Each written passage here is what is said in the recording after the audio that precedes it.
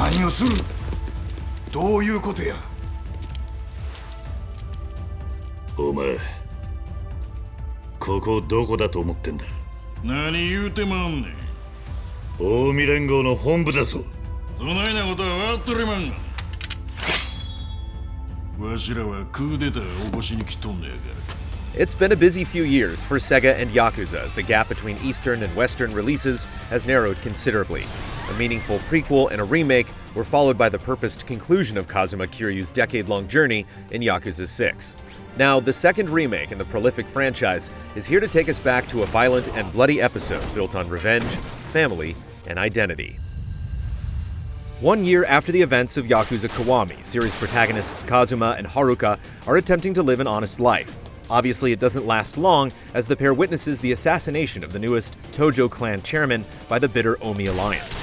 On the brink of all-out war, it falls to Kazuma to negotiate peace between the long-standing rivals.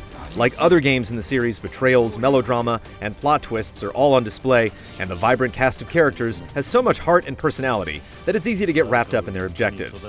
Yakuza Kiwami 2 is one of the most graphic points in the series, with revenge at the forefront.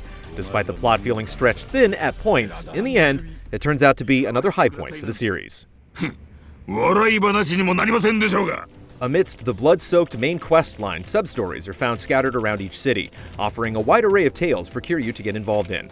They run the gamut from comedic and bizarre to violent and disturbing. While the majority involve pounding someone's face into the pavement, they offer rewarding character moments that feature some of the franchise's most honest social commentary. Much of Yakuza's gameplay is focused on combat. Similar to previous games, the Dragon of Dojima is a force of nature capable of destroying his opponents with devastating power. Light and heavy attacks can be chained together for varying combos, while grabs are ideal for crowd control. When things escalate, weapons like baseball bats, knives, and bicycles, along with flashy heat actions, demolish anyone in your way, with satisfying and often humorous results. As you progress and level up, more combos and abilities can be purchased, bringing additional utility and complexity to fights. On normal difficulty, low-level street thugs are easily dispatched with little thought, while bosses and optional side activities encourage more strategy. Channeling the overwhelming power of the Dragon of Dojima is one of gaming's great privileges as you lay waste to 2-bit criminal scum.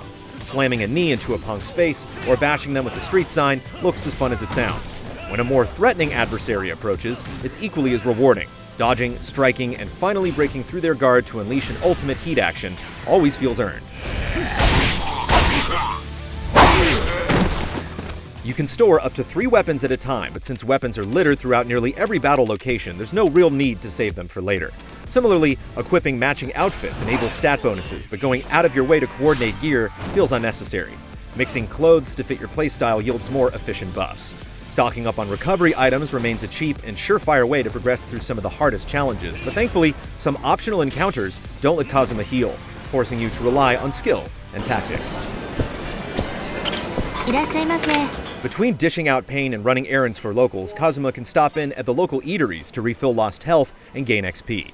It's an easy way to level up quickly, but requires cash and room in Kazuma's belly. Combining dishes for balanced meals offers valuable bonuses, and fighting makes Kazuma hungry again. App stims from the drugstore can immediately empty the hunger gauge, allowing for massive XP gains, but purchasing them is expensive. Money is valuable in Kiwami 2, and even if you pick a lot of fights and complete the majority of sub-stories, acquiring all of Kazuma's skills takes considerable time and effort.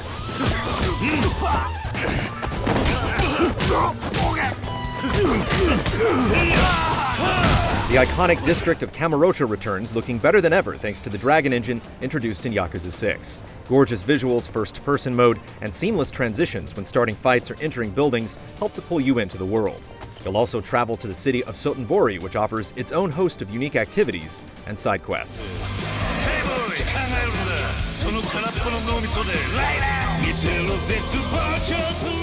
It wouldn't be a Yakuza game without places to relax and unwind. Belting out karaoke tunes, crushing balls in the batting cages, and playing Virtua Fighter 2 at Club Sega are more than fun distractions. These activities are incorporated expertly into sub-stories with unique rewards. You can also manage a cabaret club or help Majima's construction company. However, while you can sink hours into these optional activities and they're treated as a part of the main story, both can feel like a bit of a grind. One of the biggest additions compared to the original Yakuza 2 is a separate story campaign featuring Goro Majima and his new company. The brief affair bridges the gap between Kiwami and Kiwami 2, as well as addressing hanging plot threads from Yakuza 0. Playing as Majima is wildly different than Kazuma, and while its short length leaves more to be desired, the story feels truthful and authentic.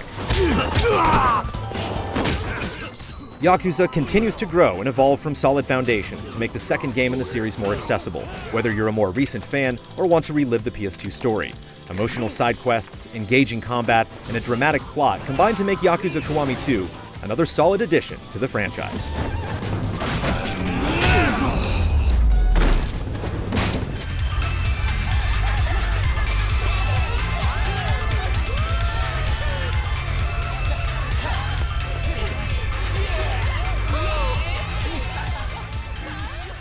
Easy Allies reviews are made possible by generous viewers just like you. If you like what you see, check out patreon.com/easyallies to help us make more. For just $1 a month, you can gain access to weekly updates, spoiler discussions, and exclusive shows.